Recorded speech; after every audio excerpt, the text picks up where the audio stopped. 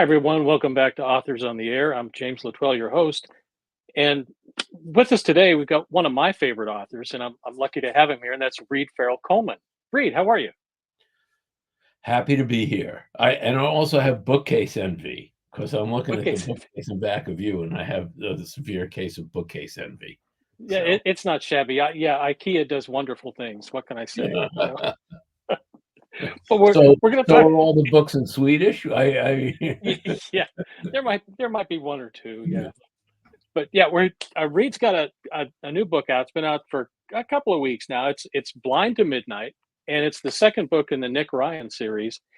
And you know, if you haven't checked the series out, it's becoming one of my favorites. I mean, this character is something special. And just before we went on, I was telling Reed that there's something special about this character, and I think it's the way Reed writes it, it sticks with you. And there's something there that that's hard to capture. But I mean, you've nailed it. Thank you. Uh, you know, uh, you know how to appeal to an author's weak spot and vanity, which is what's the best thing I could say about your books is your characters stick with me, right? Yeah, You're writing fiction, you close the book, but readers, especially a colleague who knows that, who's seen the man behind the curtain, when someone like that says to you, the character sticks with me, I take that as really high praise. So thank you. wow. Well, thank you for doing this. I mean, it's a great series, and everything about it. I mean, even the covers for this series.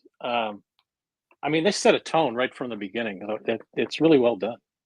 Yeah, it's funny is the model who's on both covers of Sleepless City and Blind to Midnight is the same model as the most popular question I get at readings is, "Do you have his number?" Yeah. Oh, I thought that was you. No, it's not. It's not. It's not So Reed on the I cover. yeah, that's what I tell people. A toupee and a raincoat, it's me. It's you. I love it. Hey, for folks who haven't picked it up, Blind to Midnight yet, can you give them a little bit of a clue about what the story holds for Nick? Sure. First, the protagonist is Nick Ryan, who's a New York City undercover detective by day and kind of the city's shadow watchman at night. So he is often assigned cases, as his handler tells him, the messes are the city's, the solutions are yours. But of course, very few people know about Nick and what he does in the shadows. So that's Nick. And in this book, um, Nick he's assigned a case which no one has been able to solve. And it is actually based on an actual case. Oh, On 9/11, during the terrorist attacks, the day of the terrorist attacks, um, there was only one other homicide in New York City, and it was one completely disconnected, at least directly disconnected from the terrorist attacks. And it was of a Polish immigrant named Henryk Sywiak, uh, who was on his way to work, got lost, and was murdered in Brooklyn. And it's gone unsolved for 23 years. So that's the jumping off point. And some politician believes she will improve her lot for reelection if she can come up with who has done this cold case. And yeah, that's the official job Nick is given. The unofficial job he's given is, and not given, in which he takes, is that his family friend, like a friend uncle, we all Uncle have these, Tony. right? Yeah, Tony and his wife are murdered for no apparent reason by a professional hitman. And so Nick is working these two cases, one official, one of his own choosing, all through the book. And we see if they're connected or not at the end. yeah. No, it was really well done. And 9/11, I thought was a really good drop back, kind of a backdrop for that story because everyone was focused on the events going on, down there. How long had you been thinking about using that event as kind of an umbrella for a story? Well, I've been thinking about it for a long time, but a few things. One, 9/11 books, which this is not a 9/11 book. I have to No, make no, that it's not. really clear. There's only really, the only thing that focuses on 9/11 itself is the prologue. Um, and 9/11 books don't sell. So it's not a 9/11 book. So, of course, for a long time, I've been hesitant to Mm, write about this because New Yorkers, this for a New Yorker, this is still so fresh as if it happened yesterday. In fact, today, after I went to the gym, I have a friend who plays pickleball, and he told me to come over and either play or watch her. So I came over and watched for a few minutes, and we all looked up at the sky, and we all said together, "It's a 9/11 sky." wow. Cloudless blue sky. That's and I don't know if people realize this or not, New Yorkers do, that if it had been a cloudy, rainy day, things might have turned out very differently. But Yeah. because you could see the towers, it was unlimited, vision. So you could see the Mm, towers from, maybe 20 miles miles, away. miles. Yeah. They're miles and miles away. The sky permitted so no New Yorker who lived through that can look up at the sky on a day like today and not think, "Oh my God, it's a 9/11 sky." Wow. Um, That's interesting. Yeah, it has to kind of just permeate your being there, living in the city, and experience that because yeah, well, I I mean, live on the island, but I used to work in the World Trade Center, mm, in 1980, so not anywhere near when it yeah. happened. Um, and 2 weeks before the terrorist attacks, my wife and 2 children and I were up on the observation deck. Oh So, wow. you know, Yeah. yeah, it's and my bachelor party was at the Windows on the World. So, Wow. other than Wow. that, there's no connection Not a to good. Yeah. Yeah. I don't want to belabor the point because you're absolutely right. This is not a 9/11 book. It's just right. that one piece is kind of It is a threaded good in there in the jumping off, prologue. It and was. that story of that unsolved homicide, that's the thing. I sometimes teach classes about mixing fact and fiction. Yeah. And this just seemed like the perfect blend of fact and fiction to start the book. Right. No, yeah, and it was done very effectively, and I think we've talked about your use of prologue before, because I think a lot of authors kind of misuse it, and it's just kind of it really kind of disjoints the story, but yours, both in Sleepless City and here, kinda set a tone and put a character in place that gives the reader the background right away, and like you said, a jumping off point for the story. Yeah, to talk a little bit about author process and um, prologues, if you can erase prologue and put chapter one on top, then it's not a prologue. Then Right? it's chapter one. Um, and that's what I always keep that in mind. Could this be chapter one? And if it could be, it's not a prologue. So I always think of prologues as it has to do with the story of the book, the plot of the book, but it is not directly in line with Mm, it's either tangential or slight or related to yeah. the story, but it isn't the story. So that's how I think of prologues. No, that's really a good thing for authors to hear because I think I think there's a misunderstanding on how to use those correctly. So that's good advice. In in this book, in Blind to Midnight, I mean, we learn a lot more about Nick and his background and PTSD in Afghanistan that is kind of slowly coming out about his story.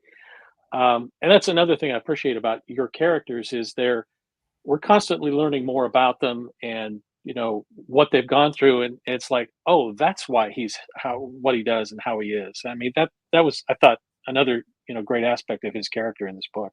Well, after 32 books, I've kind of figured out that you don't want I think a big problem for most new writers, Yeah. not inexperienced writers, is that they want to tell you everything about the character on the first page, and or the first opportunity the character walks on screen, you see how he or she looks, how he or she sounds, what they wear, what their background is, and it's actually a very ineffective thing to do. In fact, I've had whole series where you barely know what the protagonist Mm, looks like, yeah. because I want the reader to figure out what he or she or they think the character looks like. I mean, you do that, and it really takes the reader out of the story that you're trying to tell. I mean, because that's what you really want to move forward, and you get hung up on these details. Yeah, well, one of the things that I've heard recently, I did at an event on Friday with David Ellis, Mm, who writes his own books and writes with James Patterson, and curses he has a book on the bestseller list now. And he said something is in a scene, it's enough to say the couch was brown leather. If you spend too much time describing the intricacies of the couch, it stops the momentum of reading. So over description is one of the great roadblocks to good writing for yeah, me. I agree. I agree. You've got, I mean, like you said, you've got 33 books. You've got some really great, again, memorable characters. You know, Gus Murphy, Mo Prager, Nick Ryan, and the Jesse Stone series. But with Nick, Gus, and Mo, which of those was your favorite to write? Which one was more fun to write? Well, Mo is me. Okay. Not woe is me. Mo is me. Uh, Mo is me, but my oldest brother's age, so that I could set the books appropriately in the time frame they were set. So Mo is the most like me. So there's aspects of that are a lot of fun. Um, Nick is interesting because he's nothing like me. He's Uh, he's the most competent cop and fixer on earth. I think I had the most fun with Gus Murphy because okay. he's a character who I could explore because he wasn't sure who he was anymore. Mo knew who Mo was. Nick knows who Nick is. Gus Yeah. wasn't sure who he was anymore after his son died. So for me, it was fun exploring that. And of course, I got fan letters. When you've done a good job when people write fan letters to you, um, giving condolences on the death of your child. And I would say my job is not to write only Wow. what's happened to me. When I wrote Jesse Stone, people used to ask me how long I'd been in recovery. Oh, wow. And that always, those to me, those are the greatest compliments, other than, when a colleague says you've done it good, is when readers think you've done things so accurately that it must have happened to you. And Gus was a lot of fun that way. Okay. That makes sense. I like that. Now, with Nick in Blind to Midnight here, you put him in, high stakes situations with decisions he's got to make, and he's got a moral compass. And this book kind of makes him kind of push that compass a little bit, but he kind of still stays true north. How did you kind of work that with him? I prayed a lot. No. Uh, you know, one of the things that's hard about writing Nick is you mentioned my other characters, Gus and Mo, and there's Gulliver and there's Dylan, and these characters were all what I describe as stumblers. Mm, They were good at their mhm.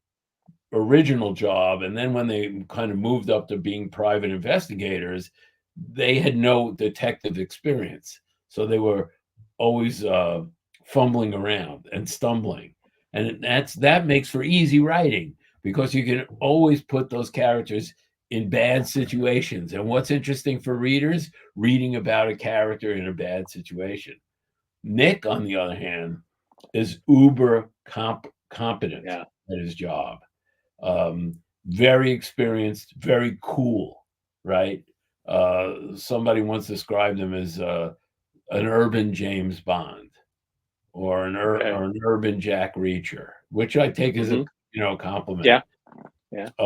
So you have to put him in really high stakes situations. Um, because if you put him in common situations, he'll handle it like that. Just snap. It's easy for him. Right. Um, Keeping the moral compass, that's always interesting because his moral compass, my moral compass, your moral compass, they're very different from Nick's moral compass because Nick's moral compass was developed in Afghanistan when he Yeah. saw when he saw what real injustice is and what real brutality is, as opposed to what we, luckily we don't generally get to see that. Um, and it is hard for Nick because he doesn't see right and wrong and justice and truth quite the same way you or I would see it. So he is often pushed Yeah. to make decisions to do the wrong thing for the right reason. And that's how I Yeah. think that's what I think a lot about Nick is he often does the wrong thing, but for the right reason. For the right reasons. And there's the thing. Another thing I appreciate about that character is he makes those decisions, but there's always a consequence. Yeah. Yeah, it's not just a cavalier decision that now the story goes off this way, but he pays the price for these decisions, and in his relationships and everything else in his life. Well, I've always detested this aspect of thriller writing. There's 100 bodies on the streets of London, but no one is ever arrested for it. No one ever gets buried. No one ever, and that for me, that aspect of common thriller writing just drives me nuts. That Hmm. there's never a price to be paid for, even if you're killing somebody who's trying to kill you, there's a price for that. Yeah. But in a lot of thriller writing, the body count doesn't matter. They're it's almost like they're disposable dolls. And for Yeah. me, I just don't believe in that. I can't bring myself to just have things, people, good or bad, be disposable objects. It just, Yeah. it's anathema to how I think and feel. Yeah. Well, I think that carries through in even your secondary characters, and I don't even want to use that term. I mean, they're there for a purpose, and they have a full backstory, and you get invested in their story, like Lenny. I mean, he plays a very major role in Nick's life, but he's got a very, very complex background. So, I mean, how deeply do you go in some of these characters that aren't the main stage with Nick, but they're kind of his foundation in this series? Yeah, I've always, since I've written, 4 or 5 different series, and one not my series at all, but Yeah. Robert P. Parker's. Um, I think the protagonist is actually, it's really important to have characters and I do love the supporting character as opposed to secondary character. Yeah. Um, because no one in my books will ever walk on stage and say, "Hark, I hear the cannons roar," just so the audience knows there are cannons and there's a war going on. To me, if you're on the page for even a paragraph, when I'm writing you, you have a full backstory. I may Yeah. not know the full backstory, but you have a full backstory. You have a Right. real life. And I always use this analogy. When you're in your car and you drive by someone walking their dog, their corgi, um, and they notice you and you notice them, they have a full life. You're a minor character in their lives. Yeah. and they're a minor character in your life, but they have full lives, and you have a full life. So even if they appear in your life for what, 5 seconds, that doesn't mean they don't have full lives. So that's always how I've thought of Yeah. supporting characters. Plus, I think supporting characters should be aspects of the protagonist.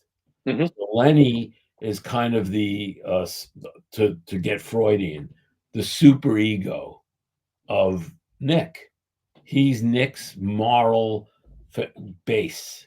And Yeah. in this book in particular, more than Sleepless City, Lenny really gives Nick a hard time about what he's doing. He In does. the end, they reconcile, but Lenny is really kind of furious at Nick in this book for the things he does.